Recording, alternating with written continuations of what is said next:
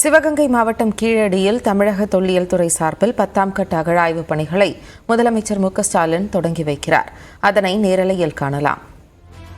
முதல்வர்களுடைய திருக்கரங்களால் இன்று தொடங்கி வைக்கப்பட்டுள்ள இந்த கீழடி மற்றும் வெம்பக்கோட்டை மட்டுமல்லாமல் தமிழகம் எங்கும் 8 இடங்களில் அகழாய்வுகள் இந்த வருடம் நடக்க இருக்கின்றன. அடுத்த ஒரு வருடம் இந்த அகழாய்வுகள் தொடரும்.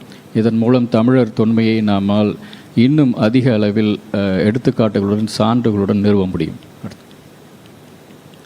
நெக்ஸ்ட், கீழடியினுடைய முக்கியத்துவம் மீண்டும் நினைவுபடுத்துவதற்காக கீழடி சங்ககாலத்தில் நகர நாகரிகமாக திகழ்ந்தது. தொழில்நுட்பத்துடன் கூடிய தொழிற்கூடங்கள் இன்றும் பார்ப்பவரை இன்னும் பரவசப்படுத்தும் வகையில் அமைந்திருக்கின்றன.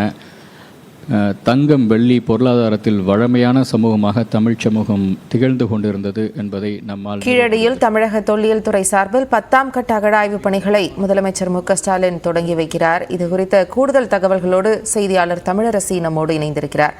தமிழரசி, கூடுதல் தகவல்கள்.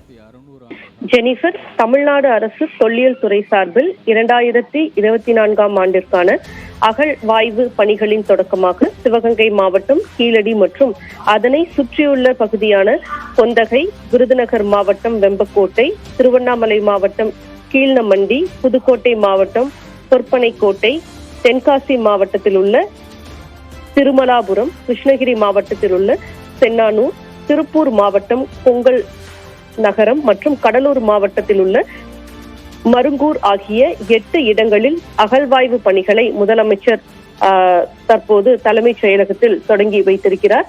இந்த நிகழ்வில் அமைச்சர்கள் மற்றும் தலைமை செயலாளர் மற்றும் அரசு துறை உயர் அதிகாரிகள் கலந்து கொண்டிருக்கின்றனர்.